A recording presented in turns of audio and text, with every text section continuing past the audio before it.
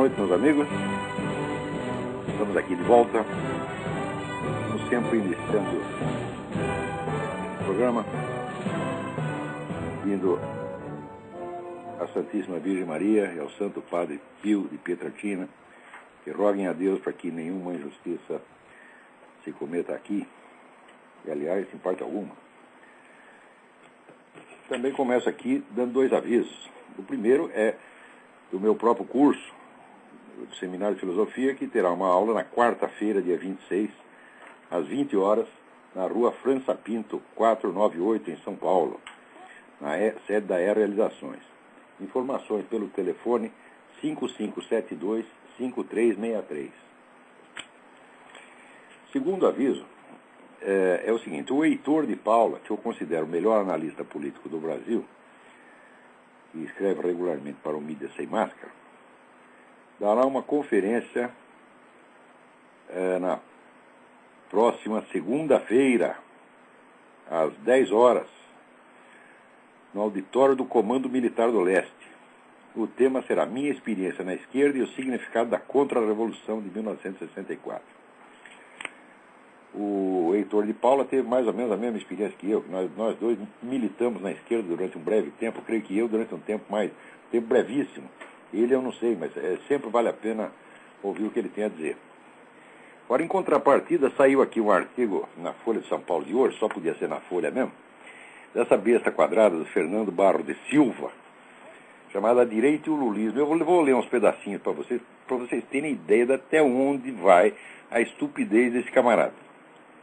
Diz ele: a chegada de Lula ao poder, seguida da ruína moral do petismo, serviu de trampolim para impulsionar uma nova direita no país. É um fenômeno de expressão midiática mais do que propriamente político. Está disseminado em jornais, sites, blogs, na revista, não diz qual revista, só pode ser revista Veja. E deve sua difusão aos falcões do colunismo, que se orgulha de parecer assim estupidamente reacionário. Mesmo que a autopropaganda seja enganosa e oculte que até ontem o conservador empedernido de hoje comia no prato da esquerda, que é só um parvenu, um espertalhão adaptado aos tempos, ainda assim temos aqui uma novidade. Essa direita emergente já formou patota, citam uns aos outros, promovem entrevistas entre si, trocam elogios despudorados, praticam o mais desabrido compadrio, mas proclamam a meritocracia e as virtudes da impessoalidade. São boçais, mas adoram arrotar cultura. E aí vai, E daí se refere também, que nessa direita há um articulismo de oposição francamente antinordestino e preconceituoso, coalhado de racismo e misoginia, que faz do insulto o seu método e tem na truculência verbal a sua marca. Deve-se a ele o retorno da cultura da sarjeta e do lixo retórico, vício da imprensa nativa que remonta ao império, mas que havia caído em desuso. Então, olha aqui, salvo engano, né? Quando ele se refere à nova direita, então não pode ser aquele pessoal antigo do PFL, do PSDB, quer dizer, aquela turma de centro-esquerda que a esquerda chama de direita. Só pode se referir justamente, principalmente a três pessoas, que é Reinaldo Azevedo, Diogo Mainardi e este que vos falo. Tá certo? E as pessoas que, de algum modo, entraram nos combates jornalísticos, ou a nosso convite, ou através de órgãos que eu mesmo fundei, por causa do Mídia Sem Máscara. Em suma, é da gente mesmo que ele está falando, tá certo? Então, olha, neste breve artigo, que é uma lauda, o sujeito me chama de parvenu, quer dizer, ao parvenu, ao alpinista social, né, o recém-chegado, parvenu, espertalhão, né, adaptado aos tempos, né, que pratica o compadrio, chama de boçal, ruidoso, cínico, festivo, catastrofista, né, antinordestino, preconceituoso, racista e misógino. Depois de tudo isso, ô Fernandinho, eu não posso nem mandar você tomar no cu, não? Ora, porra, o que é isso? Em primeiro lugar, que merda é essa de compadrio? Os elogios despudorados. Quer dizer, eu deveria ter pudor de elogiar uma pessoa como Graça Salgueiro, por exemplo, ou Heitor de Paula. Heitor de Paula, que é um sujeito que conhece política internacional pelo menos 1000 vezes mais do que Fernando Barros de Silva, e que é um homem sério, tá entendendo? E que, sobretudo, ele nem mesmo vive de dar a sua opinião, porque ele é médico psiquiatra, ele vive da sua clínica, tá certo? E entrou nesse combate jornalístico por um apelo moral e não por nenhuma vontade de subir na vida, porque o sujeito aos 60 anos não vai se lembrar de repentinamente, né, subir na vida, tá certo? Eu devo lembrar ao Fernandinho que eu publiquei o meu primeiro livro aos 48 anos. Quer dizer, eu não estava iniciando uma carreira aos 48 anos, tá certo? E, sobretudo, não esperei o Lula chegar ao poder. Eu comecei a escrever muito antes disso. Quer dizer, o meu livro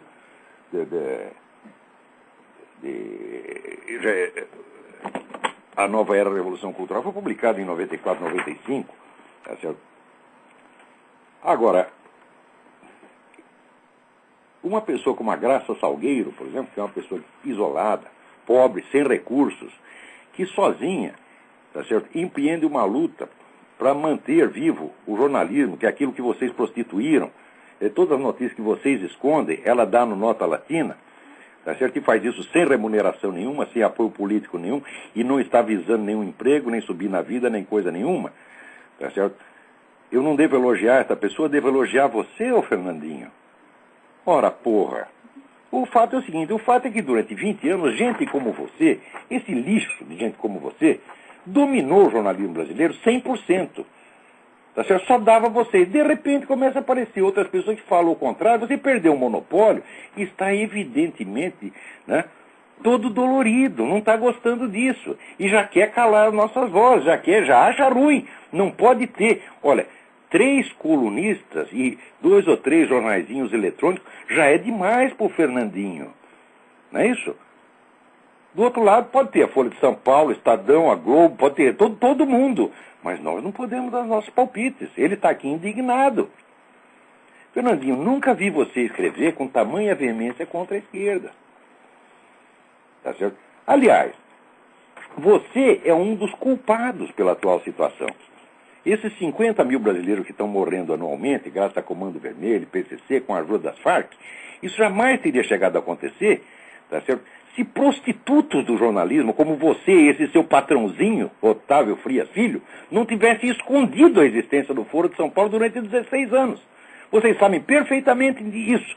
Então é o caso de perguntar, Fernandinho, quanto seu patrão ganhou para calar a boca? Já dizia o Gondim da Fonseca que o jornal ganha pela notícia que não sai. Vai dizer que a Folha de São Paulo não tirou vantagem nenhuma desse silêncio? É absolutamente impossível, Fernandinho. E o seu próprio silêncio? Me mostra aqui um artigo seu, um único artigo seu que tenha mencionado as relações entre o PT e a Farc no quadro do Foro de São Paulo ao longo desses 16 anos. Você ficou quieto e nós conseguimos furar esse muro de silêncio e você está puto da vida. Porque a nossa presença prova que você é um vigarista, que você é um mentiroso, que você é um safado, que você não tem direito nenhum de estar no jornalismo, que a única coisa que você devia fazer com a sua opinião é aquela que eu já expliquei na semana passada. É o supositório de opinião. Você compra a cápsula vazia da farmácia, enfia a sua opinião ali, guarda a sua opinião, espreme bem e enfia no rabo. Que isso já seria até bom demais, porque eu acho que se você fizer isso, você vai morrer. Porque a sua opinião é tão perversa, tão mentirosa, tão venenosa, que ao entrar na circulação do seu próprio sangue, você é capaz de morrer. Você é capaz de pegar a AIDS de você mesmo. Você pega a sua opinião e injeta ali, experimenta. Se você não pegar AIDS, olha que eu aposto com você, a sua opinião dá AIDS. Porque é só mentira. Você não tem honra, você não tem vergonha, você não é jornalista coisíssima nenhuma, e o que há entre nós, Fernandinho, não é uma divergência ideológica, eu nem sei qual é a sua ideologia. Eu sei apenas que você é um mentiroso, salafrário. Tudo isso que você escreve aqui é tudo mentira. Você vai me provar, cadê a misoginia? Quer dizer, é porque o Reinaldo Azevedo chama a mulher dele de Dona Reinalda, ele é misógino. Quer dizer, essa interpretação caluniosa, paranoica, doente, é isso, é que é o jornalismo, e você chama de jornalismo? Ora,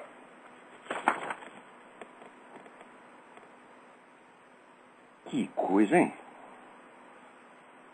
Quer dizer, enquanto ele reconhece que nós somos testemunhas vivas do fiasco do pensamento de esquerda nesse país. Não, nós somos testemunhas vivas do fiasco do jornalismo brasileiro. Um fiasco muito mais colossal do que o fiasco da esquerda. Muito mais, porque simplesmente dentro da Folha de São Paulo não tem jornalista. O único jornalista que tem aí é o João Pereira Coutinho, que é português, que não tem obrigação de noticiar o que sai no Brasil. Mas vocês todos, não tem um jornalista dentro dessa redação, só tem ocultador e mentiroso. E no Estadão tá a mesma coisa, porque, ó, saiu aqui, agora tá aí o tal do seu Demétrio Magnoli, falando toda hora do Foro de São Paulo. Quer dizer, o que é isso, porra? Quer dizer, vocês esperam que a mídia internacional inteira noticie isso aí, daí vocês começam a passar recibo com 16 anos de atraso e dizem que são jornalistas, e pior, falam num tom de neutralidade superior. Olha aqui, Fernandinho, quando você fala aqui que nós proclamamos as virtudes da impessoalidade, o que é isso, porra? Eu escrevo na primeira pessoa, o Reinaldo escreve na primeira pessoa, o Diogo escreve na primeira pessoa. Agora você não. Nota aqui. Quem está falando aqui, né, é um sujeito impessoal. Não é Fernando Barros Silva falando em nome dele próprio. É a opinião da Folha de São Paulo. É uma coisa impessoal. Quer dizer, você não se enxerga, não? Né? Agora, a impessoalidade fingida está aqui nos artigos desse seu Demétrio Magnoli, por exemplo, e nos seus próprios, seu Fernandinho. Quer dizer, agora, note bem, saiu aqui no Estadão o artigo do Demétrio Magnoli, dizendo que o Foro de São Paulo liga o presidente Lula ao tio Fico, chefão das Farc, que é uma coisa que eu estou dizendo pelo menos desde o ano 2000. Só que quando eu digo, eu perco meu emprego. Eu sou chamado de louco, sou chamado de paranoico, de mentiroso, de extremista de direita, etc. Agora, daí parece seu Demétrio Magnoli. Seu Demétrio Magnoli tem carteirinha de trotskista, por isso ele pode falar. Ele pode passar recibo, tá certo, no que eu venho falando, pode passar recibo sem, como é que diz, sem mencionar a fonte, sem reconhecer. Por que ele faz isso? Porque ele sabe que essa ocultação não foi apenas uma falha jornalística, foi um elemento essencial para o sucesso do Foro de São Paulo. Leia bem o discurso do Lula de 2 de julho de 2005, e ele ali mostra que o segredo, a ocultação, foi a chave para o sucesso do Foro de São Paulo. Ele diz, nós montamos tudo de modo que ninguém percebesse o que estava se passando. Ora, e quem é que facilitou para isso?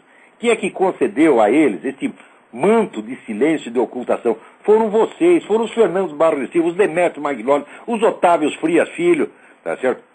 Os Luiz Garcia, os Mervais Pereira, tá certo? Todos vocês! Todos vocês! Agora, enquanto isso, estava eu lá escrevendo sozinho. Comi o pão com de água balançou. Eu sozinho não. Tinha também gente que não é nem profissional de imprensa, como Graça Salgueiro ou Heitor de Paula. Ou seja, nós conseguimos abrigar e defender a verdade quando vocês todos a renegavam. E você não ganha mal não, Fernandinho. E o Otávio Frias também não ganha mal. Agora, vimos aqui a palavra compadrio. Compadrio é o que tem entre vocês e o Foro de São Paulo, seu vagabundo. Com mais que compadrio, isso é cumplicidade. Cumplicidade no crime. Você é um criminoso, Fernandinho. O sangue desses 50 mil brasileiros há de chorar sobre a sua cabeça e do Otávio Frias. Porque jamais chegaria a isto. Sem que vocês todos tivessem encoberto essa parceria de PT-FARC, da qual agora falam. Como se fosse a coisa mais óbvia do mundo e sempre sabida. Que coisa! A mídia brasileira, a grande mídia brasileira, toda ela é criminosa, ela não merece nenhuma confiança dos leitores, e é por isso mesmo que acontece o seguinte fenômeno. Quando eu trabalhava na Folha de São Paulo, isso aí vai fazer 40 anos, trabalhei lá 3 anos sem registro, a firma já era filha da puta naquela época, entendeu? Que não registrava ninguém, né? E pagava a contragosto, quando pagava doía, né? Você chegava no caixa, o caixa quase chorava, coitado, na hora de pagar, né? Aquele miserável salário mínimo de jornalista, na época era baixinho, né? Quer dizer, para mim era um dinheirão, porque eu antes tinha trabalhado de office boy, então, para mim o salário de jornalista era muito bom, mas não adianta nada o salário ser muito bom se ele não vem, né? E, então a gente ali tinha que ficar na fila como pedindo favor, né? Por favor, seu caixa, excelência, dá para pagar desta vez? Né? Era assim, porra. Né? E vai lá ver a multidão de processo trabalhista que tem contra a Folha de São Paulo. Tá certo? Vai lá ver. Então, olha, enquanto nós estávamos contando a verdade, vocês estavam ocultando. E graças a isso é que chegamos a 50 mil brasileiros mortos por ano. Chegamos a mais ainda. Lê a revista Isto É desta semana, que também vai estar dizendo óbvio. O Brasil tem hoje uma guerrilha que tem 20 vezes mais combatentes do que o PCdoB tinha na guerrilha do Araguaia, na década de 60, 70. Quer dizer, a situação hoje, quando eu escrevi 2 anos atrás, a situação hoje é muito pior do que em 1964, mas muito pior. Porque, primeiro, estamos repetindo a mesma situação, só que em dimensões incomparavelmente maiores. A esquerda latino-americana hoje tem uma organização supranacional, não é isso? Fortíssima, com todo o dinheiro de Hugo Chávez, com todo o dinheiro do narcotráfico, que na época não tinha, não é isso? E hoje, praticamente, não há uma direita politicamente organizada. Esse próprio merda desse Fernandinho reconhece que a nova direita é um fenômeno apenas jornalístico, não político. Não tem um político ali. Eu não sou, nem jamais serei candidato a merda nenhuma, nem Diogo Mainar, nem Reinaldo Azevedo. Nosso negócio é o jornalismo e a cultura e não é política, não. Não temos interesse em jogo, mas vocês todos têm. Você tem interesse e até empresarial em jogo. Né? Então, quando eu disse que a situação era mais grave do que em 64, todo mundo, você está exagerando, você é louco, você é paranoico. Agora está aí. Agora tem uma guerrilha já maior do que naquele tempo, com a diferença de que agora tem uma organização de massas, 2 organizações de massas, que é o PT e o MST, são os casos maiores que já existiram na nossa história, que elas podem, a qualquer momento, se quiserem, pôr 5 milhões de pessoas no meio da rua para fazer bagunça, tá certo? Tem uma rede de articulações com gangues criminosos de narcotraficantes, sequestrador, assassino, contrabandista, etc. Já que na época não tinha toda essa organização, ou seja, hoje está infinitamente mais perigoso. Isso quer dizer que a esta altura, vamos dizer, uma intervenção das Forças Armadas, se aquela for justificada, hoje seria infinitamente mais. Mas ela não vai acontecer. Por quê? Porque vocês compraram todo mundo e vocês enfraqueceram as Forças Armadas. Não são mais Forças Armadas, são fraquezas desarmadas. Entendeu? Então, além disso, vocês ficaram infiltrando gente lá durante 20 anos. Está aí o Quartinho de Moraes que não me deixa mentir. Que há 20 anos ele se dedica a reconstituir a esquerda armada no Brasil. O que é reconstituir a esquerda armada? Significa se infiltrar em academias militares, coisas como Escola Superior de Guerra, ir lá e lisonjear, né, os milicos, praticando com eles aquela estimulação dupla pavloviana, quer dizer, a mídia esquerdista desce o cacete, inventa um monte de mentira contra os militares e faz a caveira deles. E, por outro lado, outro grupo de intelectuais esquerdistas vai lá e afaga o ego dos milicos e faz promessas. Fiquem do nosso lado que nós daremos dinheiro para vocês comprar armas, talvez deixemos até vocês fazer uma bomba atômica. Tá certo? E nós podemos nos apelar ao patriotismo dos caras, né? E muitos idiotas caem. Acredita que juntar-se a Hugo Chávez para fazer a resistência latino-americana, tá certo? A intervenção do Império, intervenção que jamais existiu, tá certo? Então, é assim que se faz, meu filho. Ataca por 2 lados. Aliás, isso é dialético. Você nunca vai entender a cabeça de comunista se você esperar, você buscar uma ação coerente. A ação comunista é sempre por 2 lados ao mesmo tempo, é sempre contraditória, propositadamente, porque comunista estudou Karl Marx e acredita que a história é movida pelas contradições. Então eles mesmos alimentam as contradições, ora meu saco. Então, por exemplo, se fizesse uma campanha unilateral contra as Forças Armadas, o que aconteceria? Você uniria as Forças Armadas contra a esquerda. Então você não faz isso. Você faz uma campanha contra e uma campanha a favor. Você vai pela calúnia e pela lisonja ao mesmo tempo. Isso é um fato assim, observável empiricamente. É só você ler os artigos que saem lá na revista da Escola Superior de Guerra, está cheio de artigos de esquerdistas tentando convencer os milicos de que é preciso formar uma nova política de segurança nacional voltada contra quê? Contra o Império. Porque o Império está tomando a Amazônia. Chega lá na Amazônia, não tem um só representante do Império. Tem um monte de representante da ONU, que é exatamente a força internacional anti-americana. Mas não importa se é a ONU. Né? Eles se prevalecem da confusão e exploram a boa-fé popular. Porque falam, os caras são estrangeiros, são gringos, então é americano. O americano está metendo a pata na Amazônia. Quer dizer, Vocês não percebem que esse pessoal de esquerda faz vocês de trouxa, não? Com a ajuda dos seus puxa-sacos, Otávio Frias, Fernando Barros de Silva. Porra, meu Deus do céu! Só leia essa matéria dessa, aí vocês vão ter ideia da gravidade que a coisa está. Isso poderia ter sido evitado. Não foi graças aos Fernandinhos Barros de Silva. O Brasil não precisava ter essa guerrilha, como não precisava ter um PCC. Anos atrás, quando o outro Fernando, né? Não é o Fernando Barros de Silva, o Fernando Beiramar. Às vezes tem uma certa dificuldade de distinguir, tá certo? Mas o Fernandinho Beiramar disse que comprava 200 toneladas de cocaína das Farc por ano. Naquele momento precisava ter aberto uma CPI para investigar as relações entre PT e Farc no quadro do Foro de São Paulo. Naquele momento. Quer dizer, o Brasil já está vivendo na total ilegalidade. E os culpados foram vocês, os Fernando Barros de Silva e Demetrio Magnólis, etc, etc. Porque, vamos dizer, a democracia, ela depende essencialmente da circulação de informações. Se existe o controle da informação, se a informação é sonegada, o povo não pode decidir. O que adianta você ter? Nós temos eleições livres, né? Olha que maravilha. Temos eleições livres. Você viu, em 2002, 4 candidatos, tudo de esquerda. Tem uma eleição livre entre pessoas de esquerda. Não pode ter oposição, porque a oposição é assim, é só em questão de detalhe, como diz o próprio Fernando Henrique, né? E Cristóvão Buarque, entre nossos partidos não há divergência ideológica, só há uma disputa de cargo. Isso pode haver, isso que vocês chamam de democracia. Agora, isso já é um absurdo, mas isto, menos a circulação de informações, como é que você tem a cara de pau de chamar isso de democracia, porra? Tem alguém na linha aí? Então, alô, quem é? Tá ouvindo? Estou ouvindo perfeitamente, quem é? Aqui é Juan de Canérica, tudo bom? Da onde? Connecticut. Ei, Yeah, tudo bem?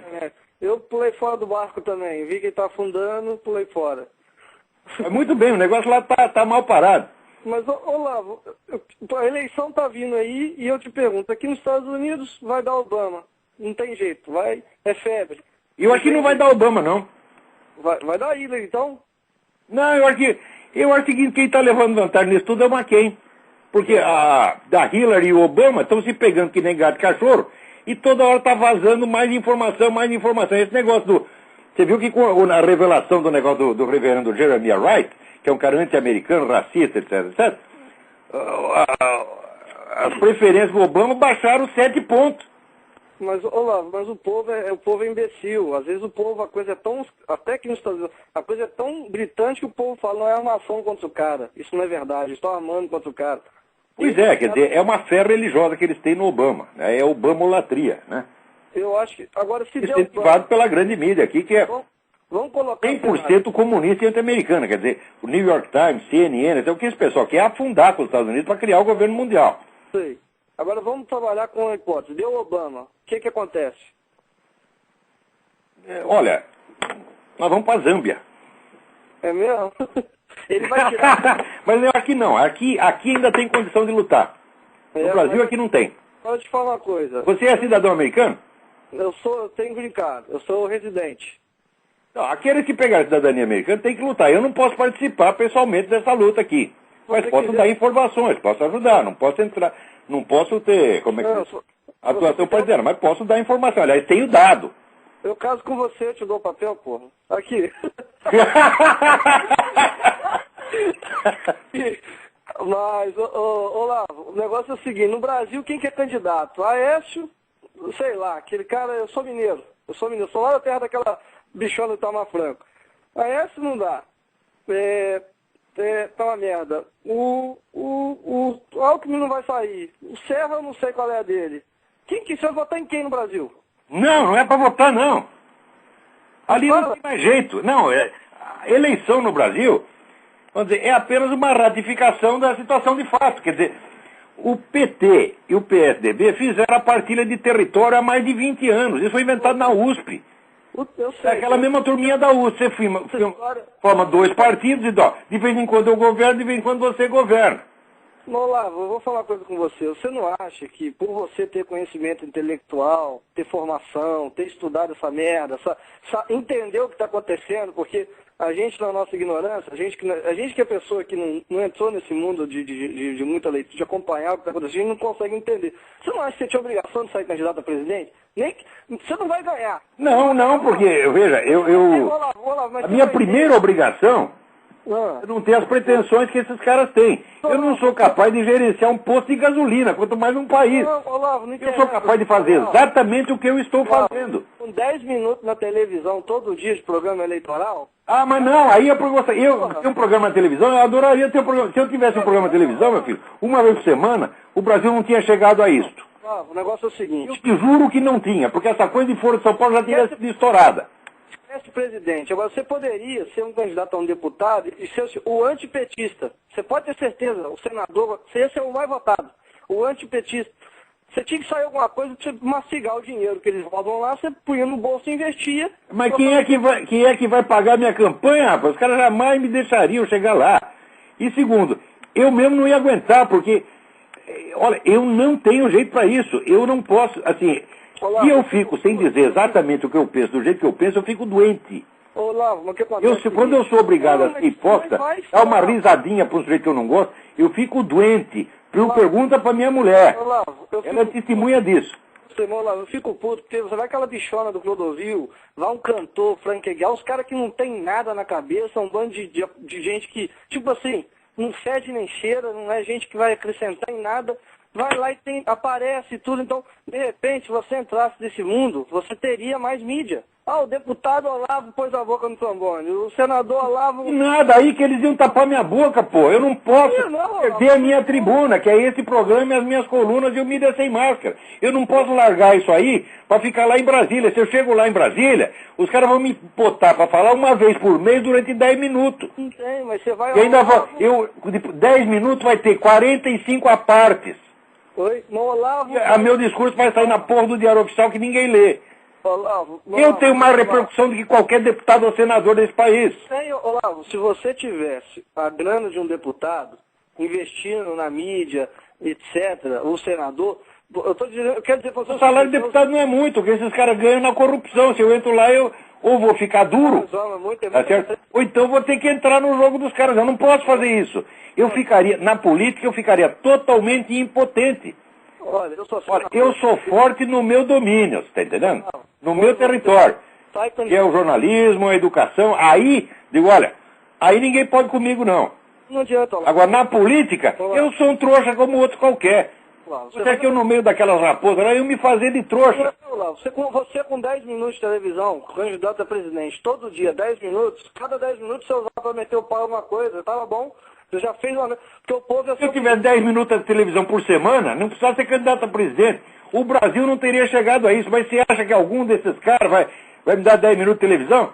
Outra coisa, para você ter 10 minutos, o seu partido precisa ter aqueles 10 minutos. Eu sei, eu entendo, eu sei a legislação. Quer dizer, para eu chegar a ser candidato, eu teria toda, vamos dizer, uma articulação política que ia amarrar minhas mãos, só para chegar a ser candidato. Não dá, a política brasileira não dá. Ué, tem mais 3 pessoas na fila. Muito obrigado pela sua participação. Próximo. Tchau. Tchau. Alô, quem está na linha aí?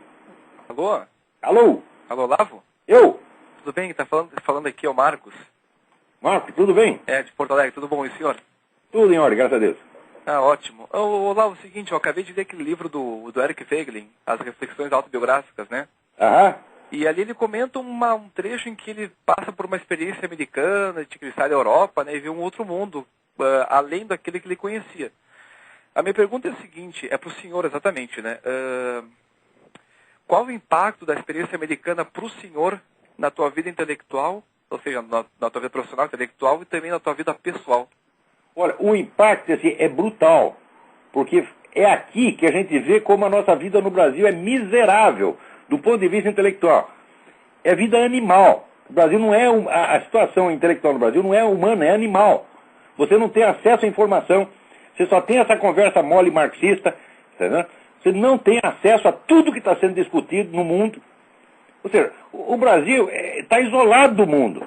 Os caras cercaram mesmo. Os Fernandos Barros e Silvas e Otávio Frias, quer dizer, os donos dos canais que têm obrigação de contar as coisas e divulgar. Não, eles escondem tudo, porra. Por exemplo, no Brasil, outro dia eu peguei um jornal, nem lembro que jornal é. E tem assim, tem uma notícia assim, o impacto do caso dos passaportes investigados, né, como é que se diz, abala as eleições americanas, fizeram um barulho danado. No dia seguinte ninguém mais fala nada. Procura o jornal de hoje, você vai ver, não tem uma palavra. Sabe por quê? Porque descobriram que quem fez aquilo foi um assessor do Obama. A mídia brasileira imediatamente já cala a boca e ninguém mais fica sabendo de nada. Você está entendendo por que não pode viver no Brasil? Sim, aqui diz que foi Washington, né? Mas é uma bobagem. Não, no começo a primeira suspeita cai no governo, evidentemente. Só que no dia seguinte foram lá investigar e tinha lá o cara que era assessor do Obama. Só que aqui é noticiado, lá não. Lá não é noticiado coisa nenhuma, porra. Aqui, tudo que o pessoal da esquerda fala, a direita responde e vice-versa. Lá não, meu filho, só tem esquerda. Agora tá aqui, aparece 3 colunistazinhos falando pelo outro lado e os caras já ficam bravos, já nos xingam. Não querem. Quer dizer, como é que pode viver num país desse, porra? Quer dizer, um país que o Gilberto Gil é ministro da Cultura. Porra, onde é que pode parar um negócio desse, meu saco? Pois é. E também o senhor podia fazer um paralelo, mais ou menos, dessa experiência... Então, olha, eu tenho tanta dó de mim de ter vivido 58 anos no Brasil, eu não penso nisso, porque senão eu choro, eu vou ficar com dó de mim, ficar com autopiedade. A autopiedade é doença. Eu não posso pensar muito nisso.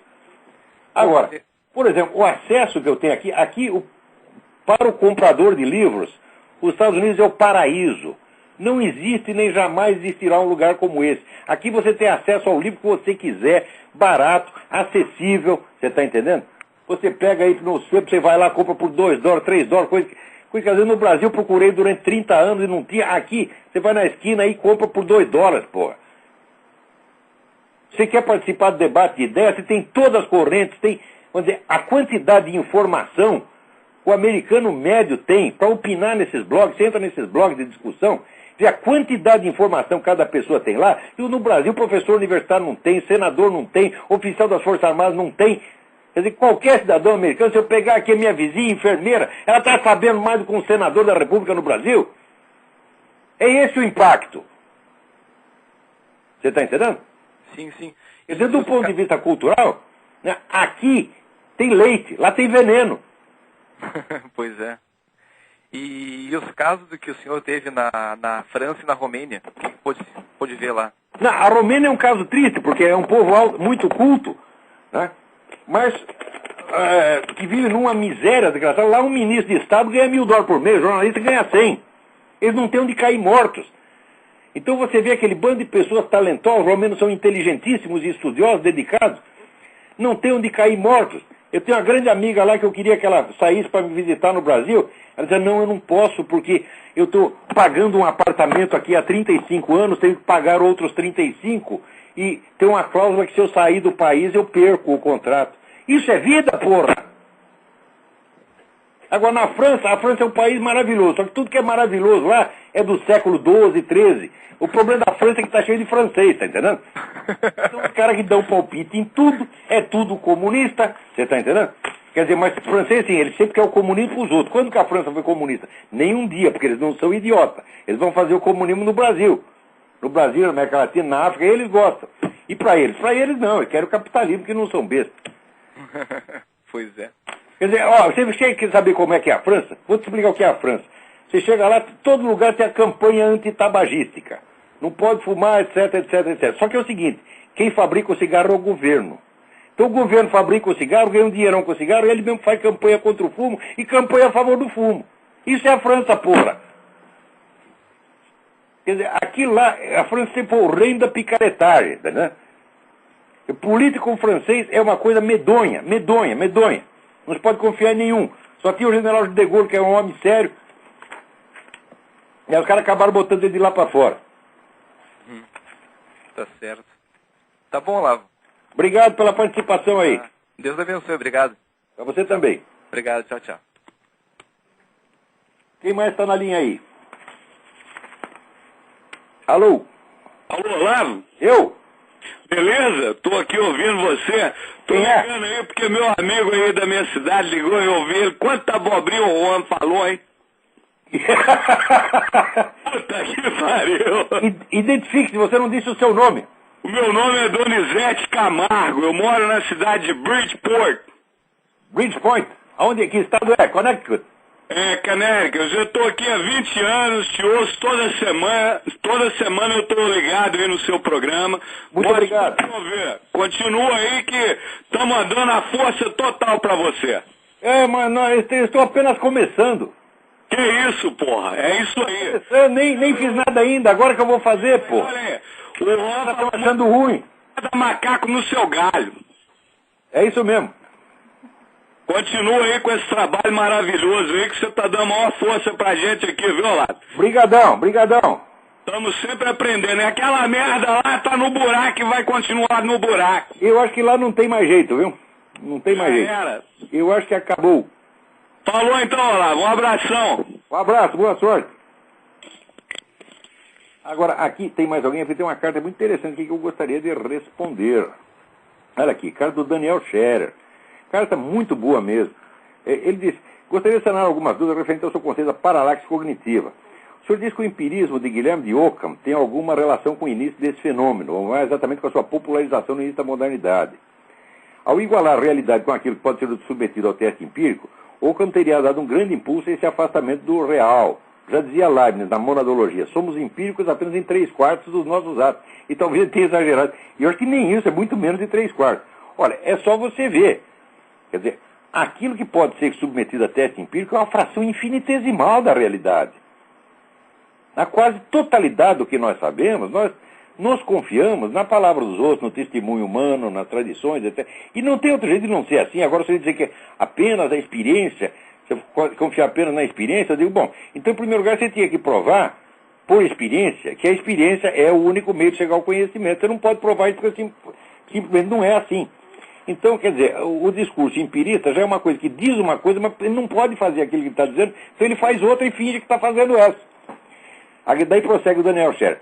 No entanto, eu me pergunto se não é possível enxergar esse descolamento da realidade em Sigé de Brabant, em particular na sua polêmica com Tomás de Aquino sobre as duas verdades. Você tem toda a razão, você está montado na razão, porque o nego diz que existe uma verdade na religião, outra verdade diferente na ciência, já é, de certo modo, a paralaxe cognitiva assumida. Mas só não chega a ser paralaxe cognitiva justamente porque é assumida. Porque aí não é paralaxe, porque é uma contradição explícita. Né? Quer dizer, o Sigé de Brabant não fazia questão de ser coerente. Né? Ele estava com uma absurdidade na cabeça e aceitou a absurdidade. Né? Outro ponto, prossegue ele aqui. Outro ponto que eu gostaria de esclarecer é a relação entre a paralaxe cognitiva e a mentalidade revolucionária. Ambas estão, sem dúvida, relacionadas, mas de que maneira?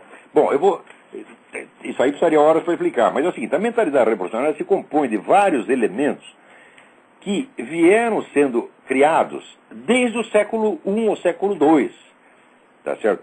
Então, se você for ver aquelas primeiras heresias cristãs, montanismo, donatismo, etc., cada uma criou um pedacinho, que na época não era ainda mentalidade revolucionária, mas eram instrumentos mentais, né, isolados, um aqui, outro ali, que depois, a partir de um certo momento, começou a colar e juntar um desses elementos em um elemento fundamental, a paralaxe cognitiva.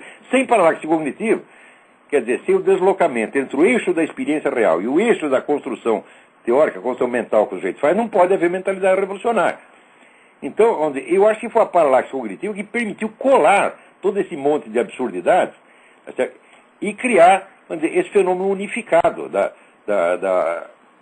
mentalidade revolucionária. Né? Por exemplo, eu estive observando aí que já no século II havia um heresiarca chamado Montanus. Ele foi o primeiro sujeito que inventou aquela divisão da história em 3 etapas, que depois ficaria famosa com Joaquim de Flora, né? E mais tarde, ainda mais com Augusto Comte. Né? Mas esse sujeito já no século II, ele já tinha inventado isso aí. Ora, se você inventa, vamos dizer, uma divisão da história em etapas, e você sabe, acha que sabe se situar dentro desse escalonamento da história, é porque você sabe quanto que a história vai durar. Você conhece o fim da história. Essa é uma ilusão, evidentemente. Então, o Montanus não era um revolucionário, tá certo? Mas esse elemento importantíssimo da mentalidade revolucionária foi ele que inventou. Isso aí sozinho não bastaria para fazer a mentalidade revolucionária. Quer dizer, é justamente a longa somatória, não é somatória, é síntese desses elementos é que tem que ser rastreado, é exatamente isso que eu estou fazendo. Né? Daí dizer aqui, à primeira vista, para lá que seria o pressuposto da mentalidade revolucionária. É preciso primeiro se afastar da realidade para depois tentar implantar na marra, se preciso, um projeto de sociedade ao qual a estrutura mesmo da realidade se mostra hostil. Mas parece que podemos encontrar outros atores que conseguem escapar de uma dessas armadilhas e cair na outra.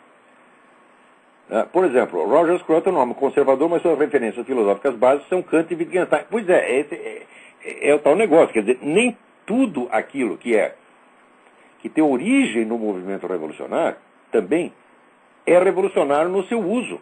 Quer dizer, você pode catar 1000 elementos, eu mesmo pego elementos de Hegel, né? Eu, sob certo aspecto, sou um grande apreciador de Hegel, não de Kant. Kant eu considero uma besta quadrada, mas Hegel tem muita coisa valiosa, mas você precisa tirar aquilo, vamos dizer, do contexto revolucionário, né? Pegar, vamos dizer, é como você desmontar um carro, né? Você desmonta o carro, pega a peça e monta do jeito que você quer. Então, o Roger Scruton, eu acho assim, incrível como é que ele, partindo dessa formação com Kant e Wittgenstein, chegou a ser um dos grandes filósofos conservadores, né? Porque, como diz, a origem é comprometida. Mas e aí a minha origem? Eu comecei marxista, porra. Eu não posso falar dos outros, porque, como dizia o Nelson Rodrigues, meu passado me condena. Tudo isso que eu falo contra os comunistas não é contra eles, não é contra mim mesmo. É contra a minha própria burrice. E não é só comunismo, né? Eu me conheço bem a mim, eu vejo a montanha de obstáculos mentais que existem na minha cabeça contra a verdade, e eu desde os 20 anos de idade me ocupo desmontando isso, porque eu sei que existe uma verdade e sei que existe um sentido na realidade, mas que nós podemos chegar lá e devemos poder percebê-lo. Mas como disse, tem muitos véus na frente, a gente tem que ir arrancando um por um.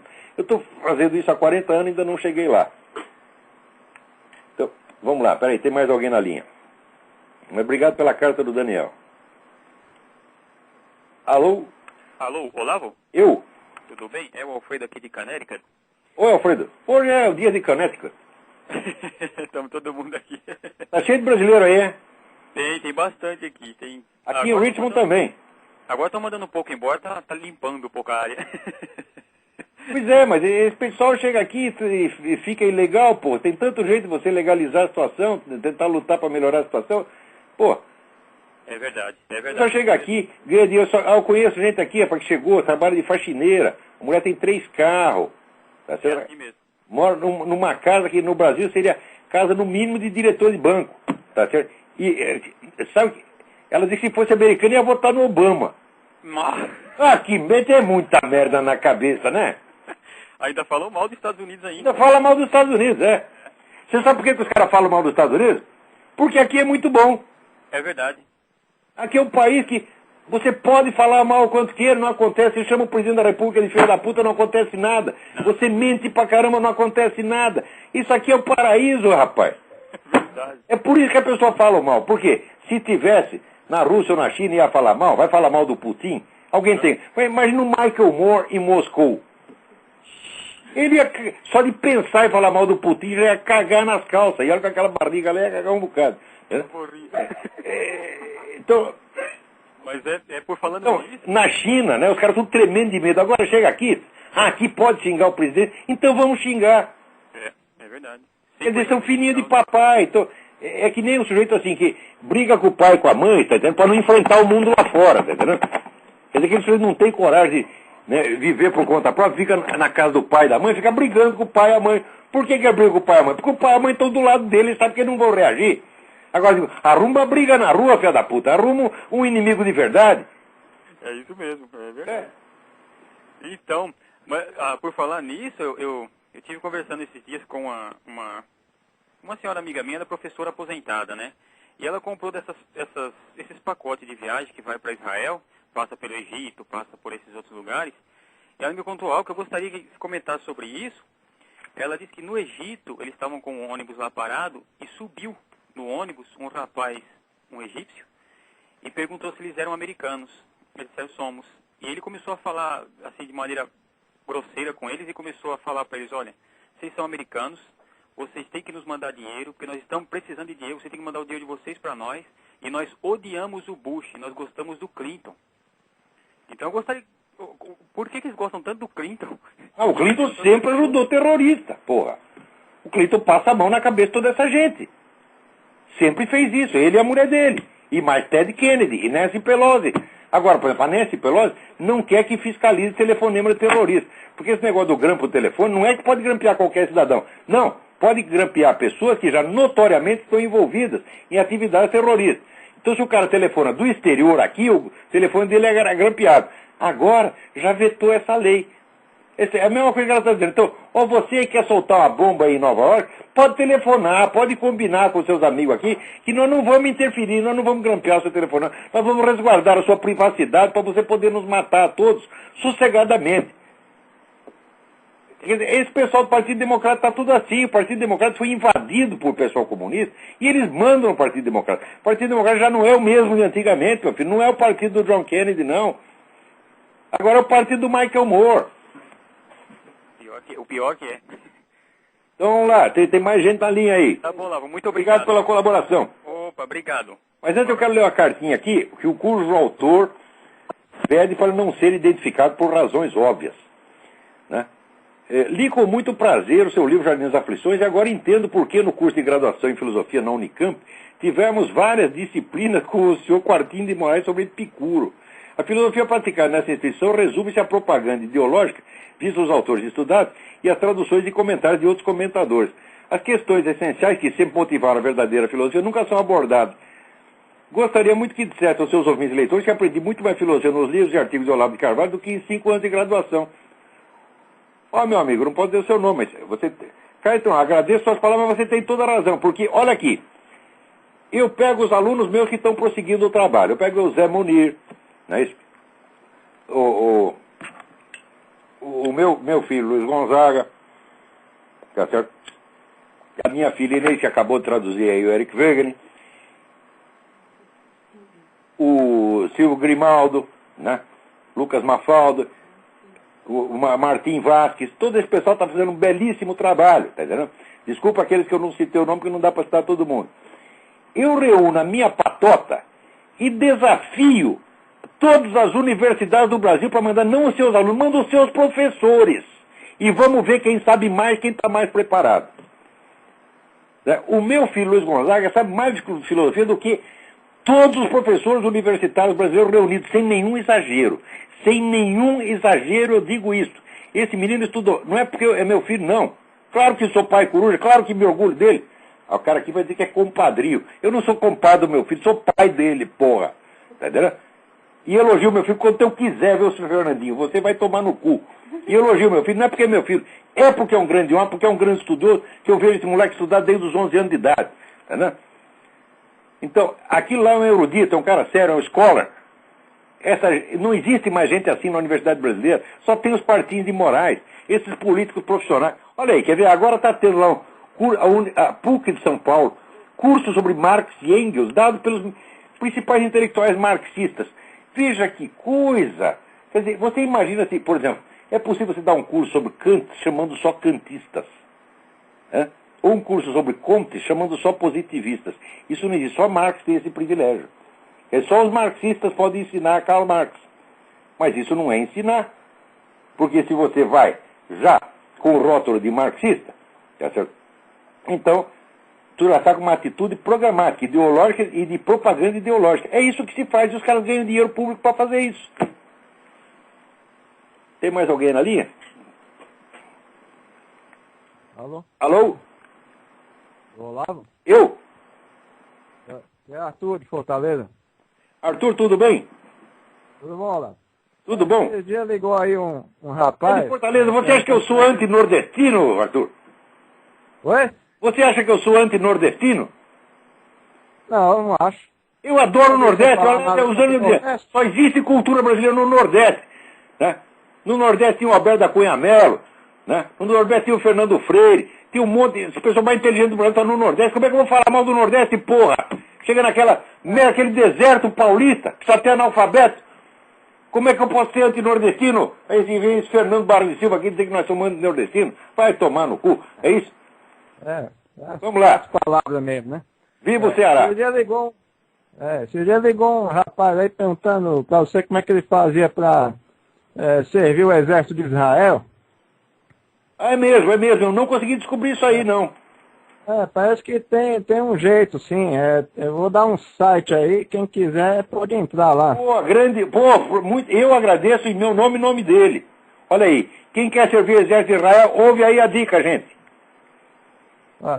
É www.sar-el.org.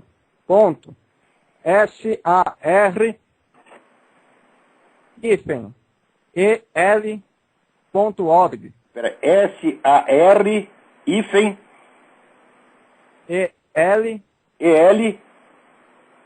.org. .org. Org, O-R-G? Programa aí de... Oi? É uma sigla para Service for Israel. Peraí, então vamos... repete, por favor. www.sar-el.org. Então, olha aí, SAR-EL.org. Quem quer lutar por Israel, vai lá. Olha, e tem que fazer isso mesmo, porque é um país pequenininho, está cercado de 30 e tantos países que querem comer vivo cada judeu que está lá. Vou lembrar uma coisa para vocês. O filósofo espanhol Ortega y Gasset, que às vezes fazia uma cagada, ele foi um dos precursores da União Europeia, isso é uma bela cagada dele, mas que, por outro lado, era um grande homem. Uma vez, num programa de rádio, pediram um conselho para ele. Deu um conselho para os jovens espanhóis, se eu pudesse resumir tudo num conselho. E ele respondeu o seguinte: prestad noblemente vuestro auxilio a los que son los menos contra los que son los más. Preste auxílio à minoria contra a maioria. Então é assim, onde tem o nego apanhando, é esse que você tem que ajudar. Não é questão de você estar a favor de um ou estar a favor do outro. Não. Vai lá e fica a favor do que está apanhando, que você nunca errará. Né? Tá? Eu já comprei briga na rua para defender o traveco que estava apanhando lá. Aí vão dizer que eu sou homofóbico. Homofóbico é a puta que os pariu. Que eu podia ter apanhado, levado um cacete do lugar dele. Felizmente os caras desistiram. Alô, tem mais alguém na linha aí? Pois é, Olavo. Tá, vou desligar então. Não, agradeço demais. Nada, tudo de bom. Tudo de bom. Tá vendo que é bom ter um programa? A gente, né, tem uma coisa que você pergunta pra gente, a gente não sabe, mas alguém sabe. Então a mão lava a outra. Alô, quem tá na linha? Alô, Olavo? Eu? Olavo, Eduardo de Campinas. Eduardo, tudo bem? Tudo bom? Eu liguei semana passada. Sim, tudo bem. Então, Olavo, primeiro eu queria agradecer porque o senhor foi muito gentil comigo. E segundo eu queria perguntar por que o Partido Democrata ficou essa podridão toda. E agora eu vou desligar para as pessoas poderem ligar também. Bom, gentileza sua. Aqui é o seguinte, ou eu sou gentil ou eu já mando tomar no cu logo direto, porque meio termo não tem. Aqui é ame ou deixo. Se o sujeito vier aqui, eu ver que ele está com boa intenção, vai ser tratado que nem um príncipe. Agora, veio com treta, já manda merda logo, né? E você, Eduardo, você é boa gente, você veio com uma pergunta muito sincera, né? Gostei mesmo da sua pergunta. E então vamos lá. Agora, essa pergunta sobre o Partido Democrata, essa coisa começou no tempo que teve aquelas investigações do Comitê de Atividades Anti-Americanas. Porque o tal do Joe McCarthy descobriu muita coisa, muita mais coisa do que ele mesmo conseguia imaginar. Tá certo? E ele não descobriu nem 10% do que havia em matéria de penetração comunista. Quando começou, vamos dizer, a revelar isso aí, isso era no governo Truman. Então o que acontece? O Partido Democrata começou a se defender. Então começou a mentir para não ficar comprometido. Porque ficou aquele negócio, não, agora se vazar isso aí, que nós, né, botamos todos esses comunistas em cargos importantes, então vai pegar mal para nós nas eleições. Então começaram a mentir. E a partir daí a aliança deles com os comunistas foi se aprofundando, ao passo que hoje a esquerda manda no Partido Democrata.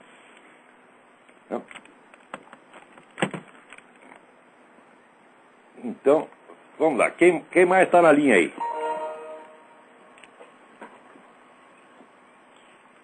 Espera aí que meu computador está desligando, pô. ficou na bateria, deve ter soltado o fio lá, por favor. Soltou aqui, ó. Mas vamos continuar. Quem está na linha aí? Tudo bem, Olavo? Tá me ouvindo? Tudo bem, quem está falando?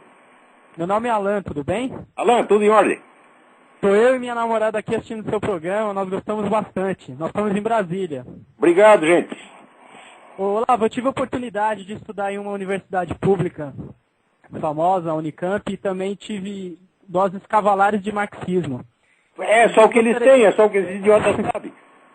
Gostaria, inclusive, que você lesse meu blog. Eu fiz um texto, eu fiz vários textos. Aí é o nome do blog que eu vou lá. É blogdoeconomista.blogspot.com. Blog do Economista. .blogspot.com. Eu vou olhar durante a semana. Também tenho textos no VID, Vigilância Democrática. O César Kim também escreve lá, ele fez um curso com você. Muito bem. Conhece. E a gente está escrevendo sobre o assunto, debatendo, né? E eu queria os blogs são a salvação da imprensa brasileira. Às vezes, se não tivesse blog, não tivesse internet, ninguém no Brasil estava sabendo de nada. Eu sou muito grato ao senhor que citou isso aí, viu? Então, eu escrevi um texto sobre o livro proibido, que é o do Roberto Campos, aquele que fala o Lanterna na Popa, né? Nas universidades pouco se debate sobre aquele livro.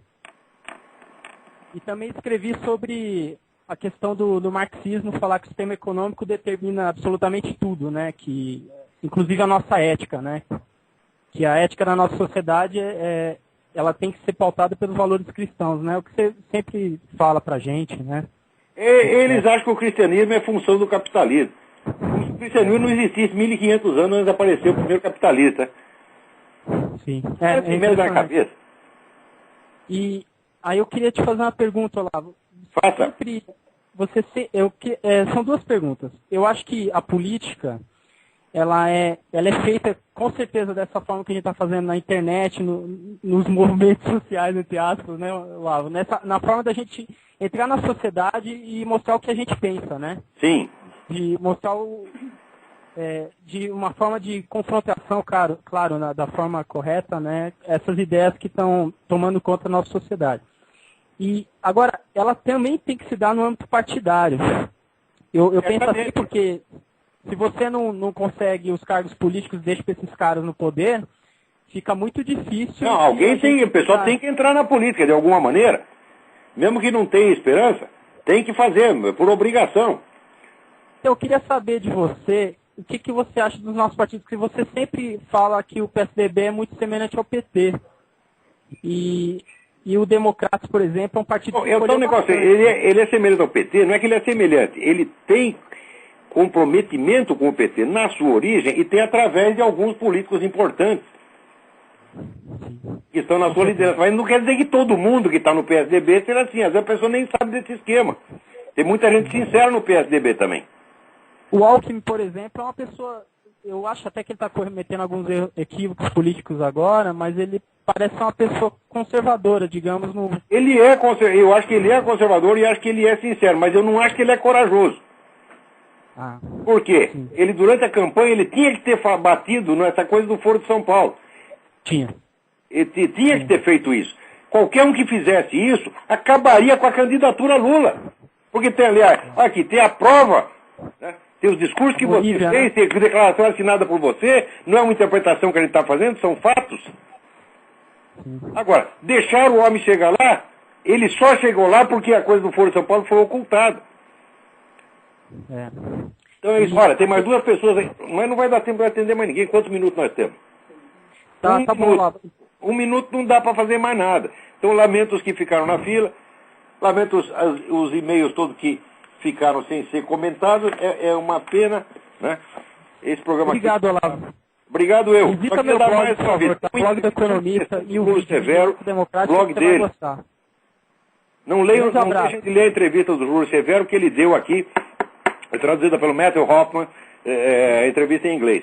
Não, eu queria comentar isso, mas não vai dar tempo, né? O Júlio Severo adverte as pessoas, cuidado, o programa do Olavo é muito bom, ele diz muitas verdades, mas cuidado com os palavrões, né? Mas, Júlio, adoro você, Júlio, mas eu não vou parar de dizer palavrão, não. Então, até a semana que vem, muito obrigado a todos.